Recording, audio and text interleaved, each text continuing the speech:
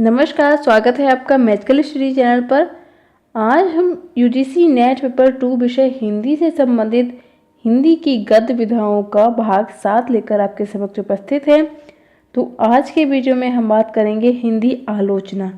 हिंदी आलोचना से क्या अभिप्राय है और इसका उद्भव और विकास और जो इसका पूरा विकास क्रम जो है सभी कुछ आज हम डिस्कस करेंगे और आलोचना के प्रकार कितने हैं उन सभी को। तो इस वीडियो में हम जो आलोचनात्मक ग्रंथ हैं उनकी बात नहीं करेंगे, उनके बारे में हम अलग से कभी वीडियो बनाएंगे। अभी सिर्फ सिलेबस में जो दिया गया है सिर्फ उतना डिस्कस कर लेते हैं, रचनाओं के पर आधारित वीडियो बाद में बनाऊंगी। तो आज के वीडियो में हम सिर्फ सामान्य जानकारी डिस्कस करेंगे और अगर आपको वीडियो उपयोगी लगता है तो प्लीज़ लाइक शुरू कर दें। तो चलिए शुरू करते हैं आज का वीडियो। उससे पहले जानकारी दे दूँ, ये जो भी क्लासेस होती है उनसे संबंधित पीडीएफ आपको व्हाट्सएप ग्रुप में और टेलीग्राम ग्रुप में संडे को प्राप्त हो जाती है। तो आप वहाँ से जो भी पीडीएफ प्राप्त होती है तो आप उसमें क्लिक करके डायरेक्ट प्लेलिस्ट पर पहुँच सकते हैं। तो चलिए शुरू करते हैं आज का वीडियो जो कि संबंधित है आलोचना से। तो सबसे पहले हम देखेंगे आलोचना शब्द से अभिप्राय क्या है, इसका अर्थ क्या है। तो आलोचना शब्द जो है वो लुच धातु से बना है और लुच का अर्थ है देखना, इसलिए किसी वस्तु या कृत की सम्यक व्याख्या, उसका मूल्यांकन आदि करना ही आलोचना है। और संस्कृत में प्रचलित टीका व्याख्या और काव्य सिद्धांत निरूपण के लिए भी आलोचना शब्द का प्रयोग किया गया है। और आचार्य शुक्ल जी ने कहा है कि आधुनिक आलोचना संस्कृत के काव्य सिद्धांत निरूपण से स्वतंत्र है और आलोचना का कार्य जो है वो किसी साहित्य की रचना की अच्छी तरह परीक्षा करके उसके रूप, गुण और अर्थव्यवस्था का निर्धारण करना है। तो अगर हम सामान्य अर्थों में देखते हैं तो ये सोचा जाता है कि आलोचना जो है उसका तात्पर्य यह है कि सिर्फ दोष पर प्रभाव डालना या दोष को प्रदर्शित करना, जबकि ऐसा नहीं है। तो आलोचना का जो सम्यक अर्थ है, एक विस्तृत अर्थ अगर देखें तो आलोचना का अर्थ है गुण और दोष दोनों पर ही प्रकाश डालना। यानी आलोचना जो है वो किसी भी वस्तु या विषय की जो भी उसने लक्ष्य निर्धारित होता है उसके गुण और दोषों और उसकी जो उपयुक्तता होती है उस सभी की विवेचना करना होता है। तो आलोचना शब्द का सिर्फ यही अभिप्राय है। बाकी देखते हैं अब आलोचना के बारे में जो प्रसिद्ध विद्वान हुए हैं उनका क्या मत है। तो रामचंद्र शुक्ल जी का हम देख चुके हैं।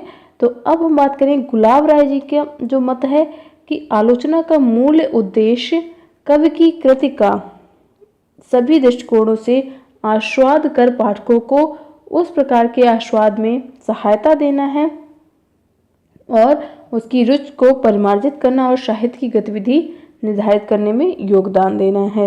यहाँ पे पूरी डेफिनेशन नहीं दी गई है, पूरी डेफिनेशन यही है कि आलोचना का जो मूल उद्देश्य जो होता है वो कवि की कृति जो होगी उसका सभी दृष्टिकोणों से आस्वाद करके पाठकों को उस प्रकार से आस्वाद में सहायता देना है और रुचि को परिमार्जित करना है और साहित्य की गतिविधि निर्धारित करने में योगदान देना है।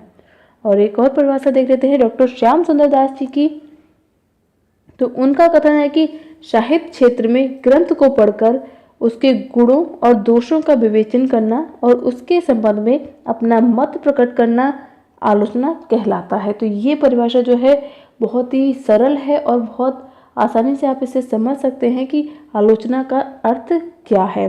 यानी जो गुण और दोष दोनों का ही विवेचन किया जाता है वही आलोचना कही जाती है। तो चलिए अब देखते हैं आलोचना जो प्रकार है उनको।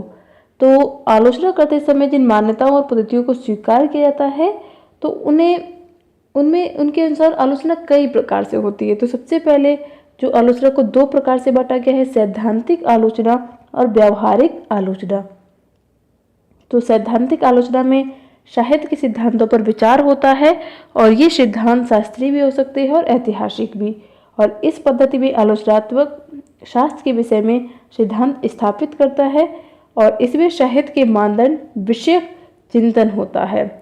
और साहित्य के मूल को कहे तो साहित्य का जो मूल होता है उसको पहचान करना, उसके संबंध में सिद्धांत स्थिर करना ही सैद्धांतिक आलोचना होती है। और व्यावहारिक आलोचना जो है वो जब सिद्धांत के आधार पर साहित्य की समीक्षा की जाए तो उसे व्यवहारिक आलोचना हम कहते हैं। और व्यवहारिक आलोचना कई प्रकार की हो सकती है, तो यहाँ पर आलोचना के प्रकार दोबारा से दिए गए हैं, तो आप इसको ध्यान रख सकते हैं। बस सिंपल आपको नाम से ही समझ में आ जाएगा, जहाँ पे साहित्य के मूल को पहचान कर उसमें संबंध रखने वाले सिद्धांत तैयार किए जाते हैं, वहाँ पे सैद्धांतिक आलोचना होती है। और व्यवहारिक आलोचना जो है वो व्यवहारिक आलोचना जब सिद्धांतों के आधार पर साहित्य की समीक्षा की जाती है तो वो व्यवहारिक आलोचना कहलाती है। तो अब हम देखेंगे आलोचना, हिंदी आलोचना का उद्भव और विकास। तो उससे पहले मैं बता दूं आपको, ये व्यवहारिक आलोचना जो है, तो व्यावहारिक आलोचना कई प्रकार की हो सकती है, जैसे व्याख्यात्मक आलोचना हो गई, या जीवन चरित्रात्मक आलोचना, या ऐतिहासिक आलोचना। तो कई प्रकार से होती है। जैसे व्याख्यात्मक आलोचना अगर हम देखें तो उसमें बहुत ही गंभीर साहित्य रचना के विषय में या उसकी भाषा या फिर शिल्प को सरल तरह से और सुबोध भाषा में स्पष्ट करना जो होता है वही व्याख्यात्मक आलोचना कहलाती है। और जो ऐतिहासिक आलोचना होती है तो उसके अंतर्गत वे रचनाएं आती हैं जिनमें किसी रचना का मूल्यांकन रचनाकार की जाति, वर्ग और उसके समाज के आधार पर किया जाता है।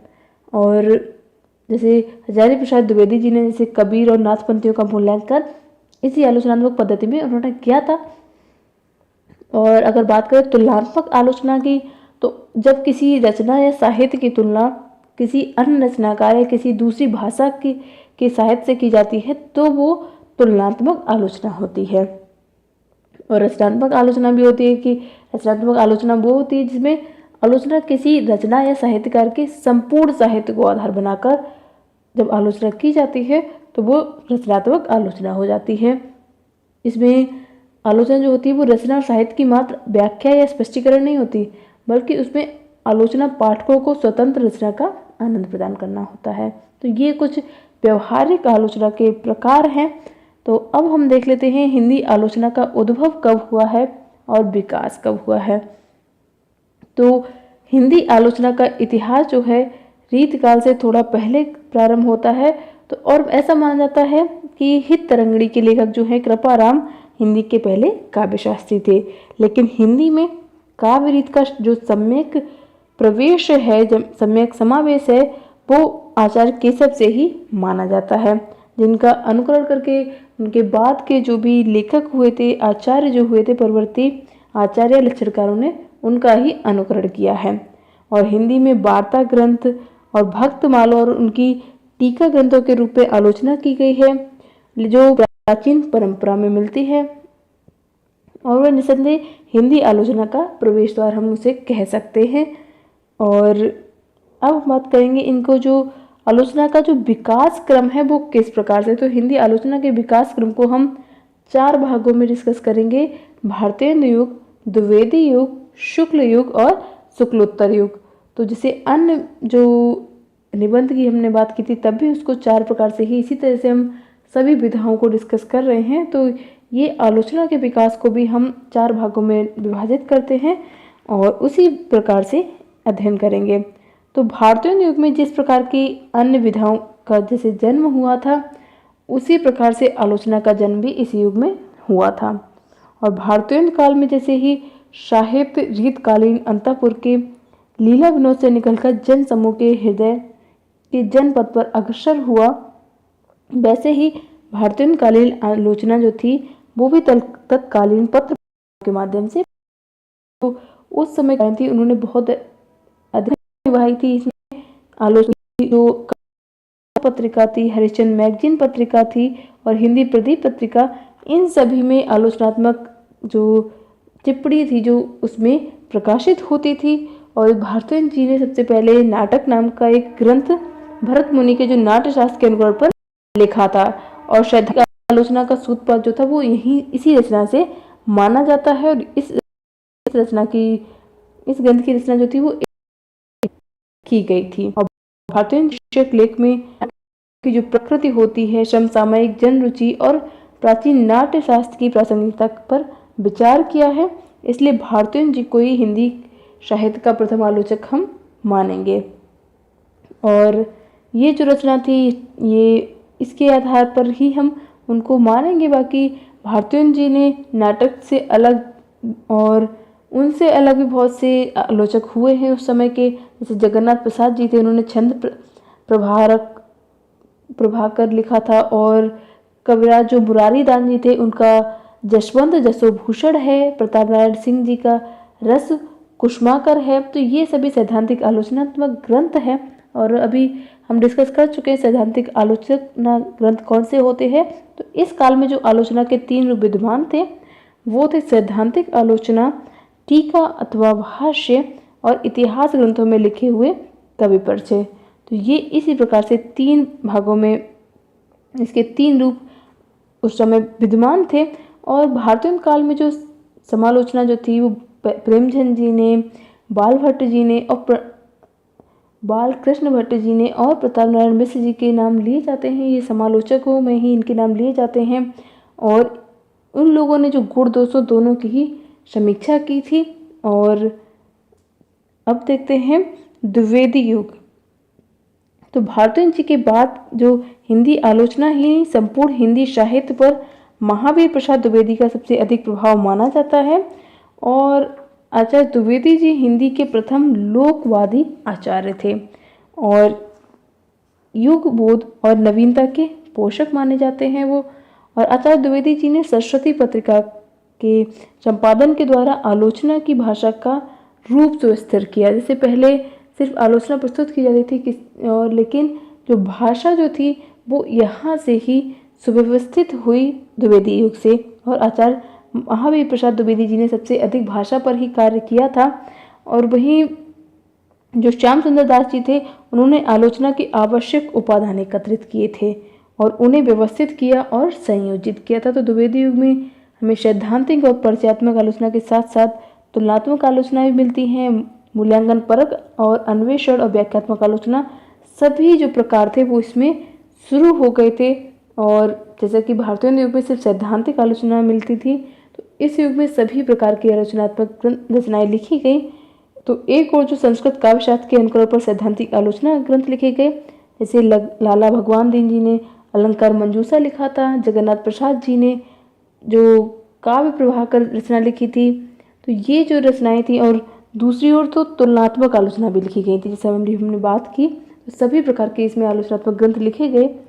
तो दूसरे प्रकार के जो तुलनात्मक आलोचना ग्रंथ लिखे गए तो उसमें पदम सिंह शर्मा जी ने बिहारी और शादी जो फारसी के कवि थे उनकी तुलना करके लिखा था। तो परिचयात्मक आलोचना के अंतर्गत सभी पत्र पत्रिकाओं में और के अंतर्गत विभिन्न पत्र पत्रिकाओं में पुस्तक समीक्षकों का प्रकाशन हुआ और इस काल में बहुत अधिक विकसित हुआ था।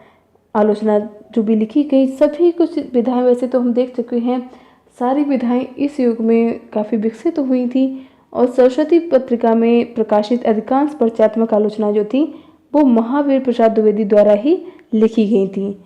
और जो ऐसी आलोचनाएं जो थी उनमें पुस्तक का संक्षिप्त परिचय रहता था, उसकी विषय वस्तु रहती थी और उसकी निंदा या प्रशंसा और लेखक जो दृष्टिकोण का उद्घाटन इसमें किया जाता था। तो ये सब उसकी विशेषताएं रहती थी। और इस काल में जो पाश्चात्य समीक्षकों की आलोचनात्मक कृतियों का अनुवाद भी किया जाता था, जैसे पॉप की जो रचना थी एसे ऑन क्रिटिसिज्म, बहुत ही प्रसिद्ध रचना है, इससे बहुत बार प्रश्न आता है।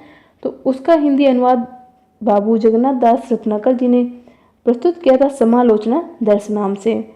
और आचार्य द्विवेदी जी ने कवि और कविता तथा कवि कर्तव्य निबंधों में उनकी काव्य विषयक धारणाएं दृष्टिगत होती हैं और वे यथार्थ को काव्य के लिए जरूरी मानते थे। तो यानी जो उनकी भाषा जो काव्य भाषा के लिए वो ये नहीं चाहते थे कि अलंकारिता हो उसमें, तो इन सभी के वो विरुद्ध रहते थे। वो चाहते थे कि सरल और जनसाधारण की भाषा होनी चाहिए और जो भी भाषा हो बोलचाल की भाषा हो और जनता तक वो पहुंच सके, ऐसी भाषा प्रयोग की जाए।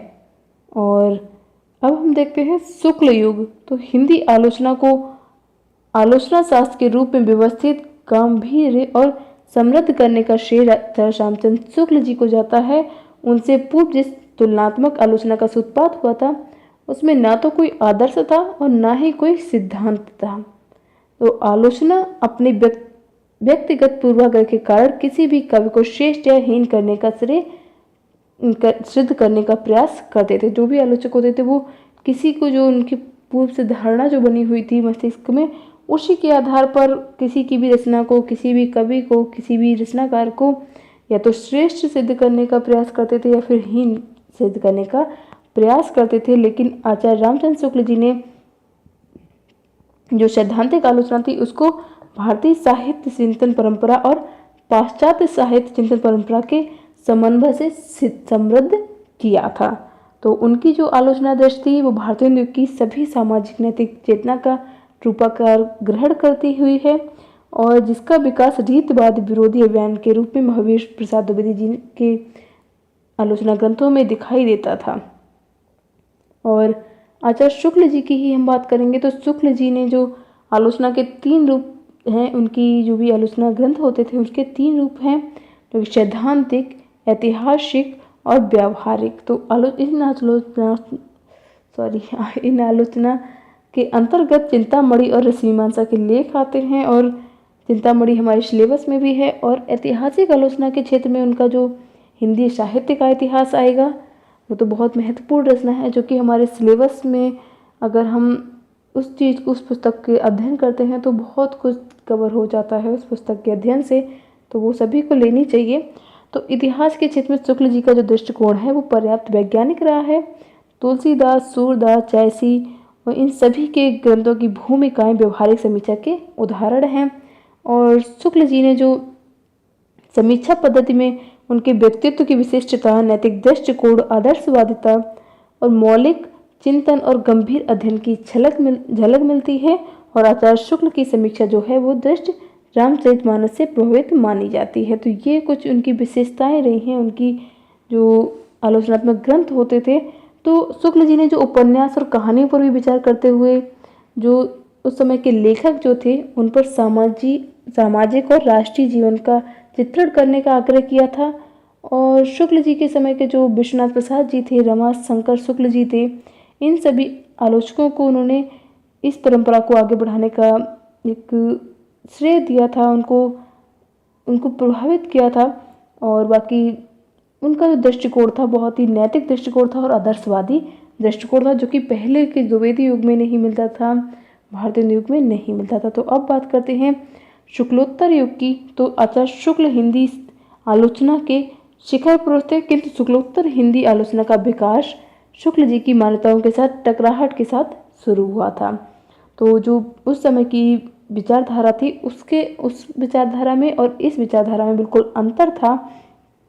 तो हिंदी आलोचना को प्रौढ़ता और सुव्यवस्था आचार्य शुक्ल ने प्रदान की थी और उसे आगे ले जाने का चुनौतीपूर्ण जो कार्य था वो नंद दुलारी वाजपेयी जी ने और हजारी प्रसाद द्विवेदी जी ने और डॉक्टर नगेंद्र ने किया था। तो हम उन्हीं का जो देखेंगे उन्होंने क्या क्या बदलाव किए थे।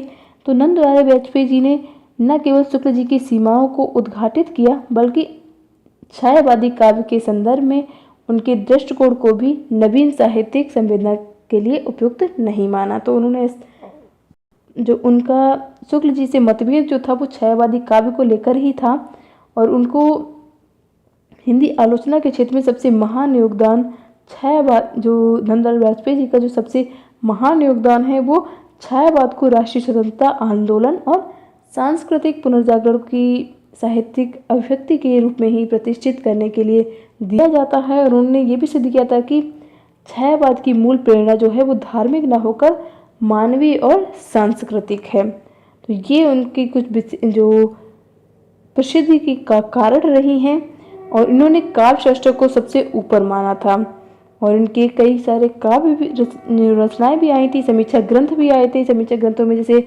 आधुनिक साहित्य हुआ, नया साहित्य, नए प्रश्न, कवि निराला, तो ये सभी कुछ इनके निबंध आए थे और अन्य अन्य रचनाएं भी आई थी। तो अब बात करते हैं हजारी प्रसाद द्विवेदी जी की। तो ये दूसरे ऐसे आलोचक थे जिनकी आलोचनात्मक उपलब्धियां महत्वपूर्ण हैं और संग्रहणीय हैं। तो इनकी रचनाएं भी हम पढ़ते हैं नेट के लिए। तो हिंदी साहित्य की भूमिका में उन्होंने आलोचना की ऐतिहासिक पद्धति की प्रतिष्ठा करते हुए प्रतिपादित किया है कि किसी ग्रंथकार का स्थान निर्धारित करने के लिए क्रमागत सामाजिक, सांस्कृतिक और जाति सात्यता को देखना आवश्यक है, और जिसके लिए आलोचक को अपनी जाति, परंपरा, सांस्कृतिक विरासत का पर्याप्त बोध होना आवश्यक है, ऐसा उनका मानना था। तो वे मुक्तः शुक्ल जी के जो संस्थान के आलोचक थे, पर अपने मानवतावादी जो इनका दृष्टिकोण था, तो और जो ऐतिहासिक पद्धति के कारण शुक्ल जी से थोड़े से ये अलग माने जाते हैं। शुक्ल जी से मतभेद जो था वो ऐतिहासिक बोध को लेकर इनका था बाकी, और इन्होंने हिंदी साहित्य की भूमिका में हिंदी साहित्य को एक अलग एक विकास जो समझाने का प्रयास किया, उसका वो एक विकसित रूप प्रदर्शित किया हिंदी साहित्य का, वो एक अलग प्रकार का है। और अब हम बात करते हैं समकालीन हिंदी आलोचना की। तो समकालीन का अर्थ होता है एक समय में रहना या होने वाला। तो एक समय में रहने या होने वाला का अर्थ ये हुआ कि एक समय में घटित होने वाली। तो समकालीन आलोचना को जो हम अगर उसकी विशेषता देखें तो वो यही विशेषता होगी कि वह रचना या कृति उसकी समग्रता में देखने व परखने की पक्षधर रही है। तो समकालीन आलोचना जो है वो अस्तित्ववादी की सीमाओं का अतिक्रमण करती है और साथ ही समाज और सौंदर्य की नवीन धारणाओं का स्वागत व समर्थन करती है। तो इसकी हम कुछ ये विशेषताएं हैं। तो समकालीन जो आलोचना है वो अस्तित्ववाद की सीमाओं का अतिक्रमण करती है और साथ ही समाज और सौंदर्य की नवीन धारणाओं का स्वागत व समर्थन करती है। और एक अन्य विशेषता अगर हम देखें तो समकालीन आलोचना में काफ़ी वैविध्य है, लेकिन आलोचकों में अपने आग्रह और विचार और विविधता के बावजूद ये कोशिश दिखाई देती है। और अंतर्वृत्त और रचना शिल्प की दृष्टि से एक समावेशी और समेकित आलोचना दृष्टि का विकास किया जा सकता है। तो ये कुछ इनकी विशेषताएं रही हैं। बाकी अब हम देखते हैं कुछ समकालीन आलोचना के प्रकार। तो इसमें मार्क्सवादी आलोचना की बात करें तो हिंदी आलोचना को स्वच्छंदतावादी प्रभाव से बाहर निकालने का कार्य जो था वो मार्क्सवादी आलोचकों ने किया था। और मार्क्सवादी आलोचना जो है उन्होंने इस क्षेत्र में काफ़ी सारे आलोचक आते हैं, तो जिसमें महावीर प्रसाद द्विवेदी हुए सबसे पहले, और रामविलास शर्मा जी सबसे आगे होंगे मार्क्सवादी आलोचक में।